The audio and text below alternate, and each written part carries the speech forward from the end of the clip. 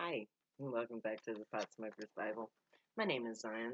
I'm the author of the Pot Smoker's Bible, which contains the prophetic book of Zion, where I get my name and authority.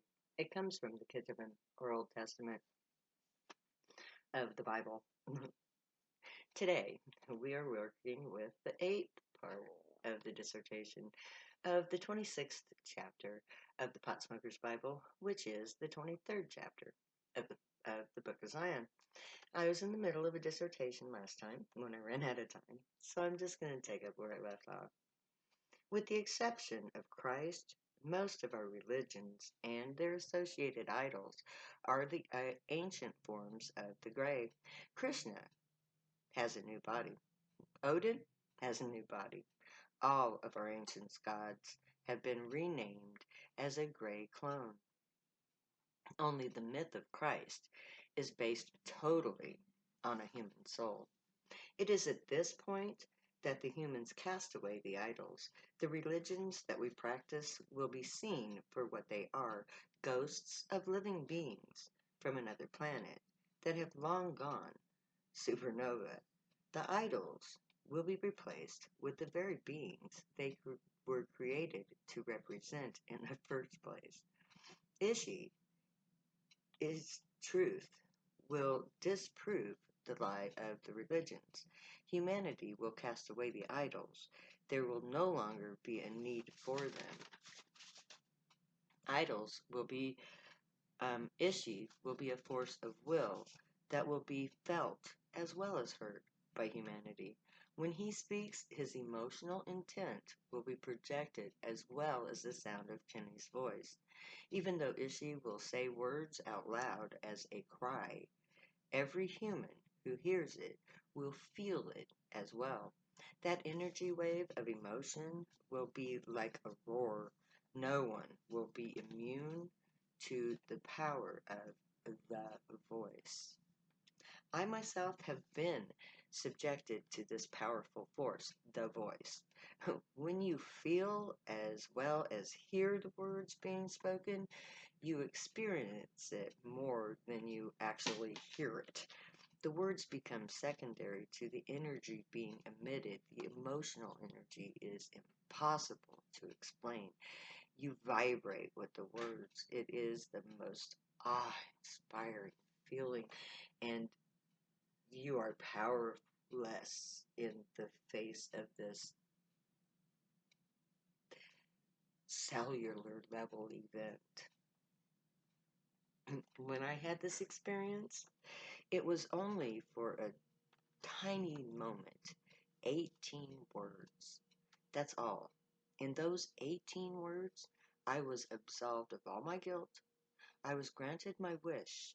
I was designated as the bride.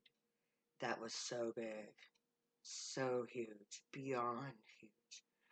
It was as if all of creation was speaking to me. My entire being was shaking deep into my core. It was beautiful, beyond beautiful. But for anyone who is on the wrong side of things, they would find this voice of God to be truly terrifying.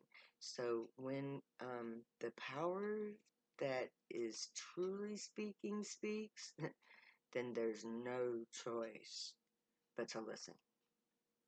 I would never want to be on the wrong side of that all-encompassing voice. With that being said, no enemy of the voice has a chance. And no enemy of God, the great or the great, can ever overcome. Messiah has powerful allies that have capabilities that will ensure the victory of my people. When Kenny speaks either as Gray or as Messiah, everyone will listen. They won't have the choice. No one can defeat anyone authorized by God. And that is because of our telepathy. No human can defeat a gray, small g, being human gray, telepath, because they operate on two different levels. It's like being in a bow and arrow to it's like bringing a bow and arrow to a gunfight, or charging a platoon of tanks on horseback. The weapons of war are physical weapons. Telepaths don't need weapons. We use our minds and our willpower to defeat our enemies in their minds, using their willpower against them. We can do all kinds of things in the heads of our enemies. Weapons are only effective if a person is in control of their own minds. You aren't going to pull a trigger that's covered in your worst fear, or if you're paralyzed by that fear. You may believe that the battle rages all around you, but only in your mind. Weapons can't defeat an enemy that can take over the minds of those holding them. Telepaths can use their minds as a weapon. They don't need bullets to win. They can force their foes to live any nightmare that they choose. Telepaths can use their minds to manipulate physical matter. No gun required. Any object will do. We have not even begun to explore the potential of our telepathic abilities.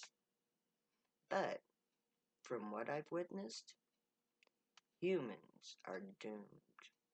The mind is the most powerful weapon of all. One night at the temple, I and 3 other members combined our energies. We created an energy vortex. It blew up the nearest electrical transformer. It popped, and part of the town lost its power. But the temple didn't lose its power. If 4 telepaths can overwhelm a transformer, imagine what 100 could do. I know the powers of mind. The temple showed me. But I will tell our enemies this. We won't just be using our minds to defeat you. If anyone dares to enter the boundaries of Zion, looking for a fight, they will be in for a long, bloody battle. Because my people will go Hollywood on your asses. You have filled our minds with endless sights of horror. If you invade our homeland, we will return the favor. So, expect to be forced literally to live and die in a Hollywood horror show of a war. We will use violence only once. But the form that violence takes will be so horrific that no one will ever dare to oppose us again. By combining telepathic abilities with real physical weapons, our tactics will be so far beyond the means of our enemies that they will be powerless to fight against us. It will be a bloodbath. We will push the minds of our enemies while we fight them physically, and they will not stand a chance. 42:14. I have long holden my peace, and I have been still and refrained myself. Now will I cry like a travailing woman. I will destroy and devour at once. Since August 8th, 1979, the Gray have been with me. They have seen the world through my eyes. They have listened to humans through my ears. I am their first witness. Kenny has been in contact with them since 1988. That was when he was their first abducted by them. He has been their first physical human, co-equal. They work with him face to face.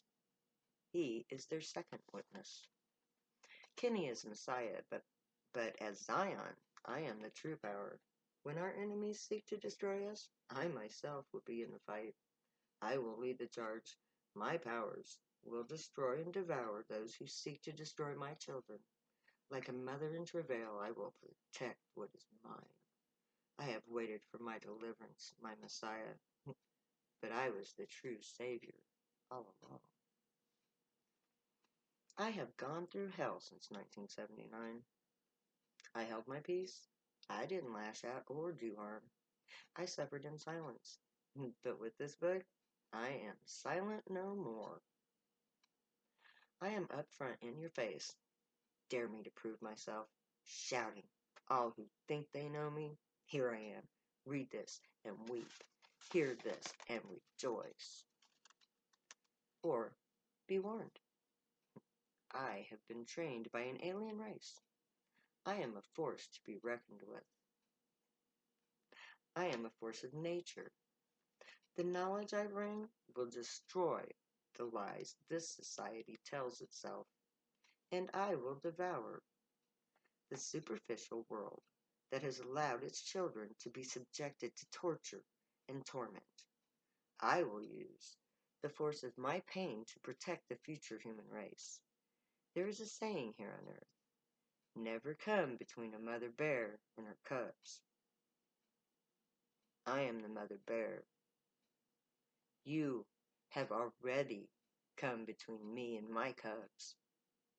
So, now I am standing before you in my towering form, and you're in deep, deep trouble.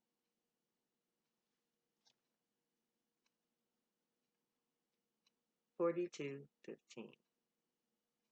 I will make waste mountains, and hills I will dry up, and hills I will dry up all their herbs, and I will make rivers islands, and I will dry up their pools.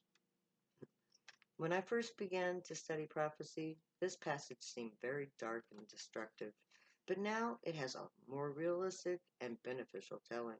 By making waste mountains and hills, we will be providing ourselves with shelter.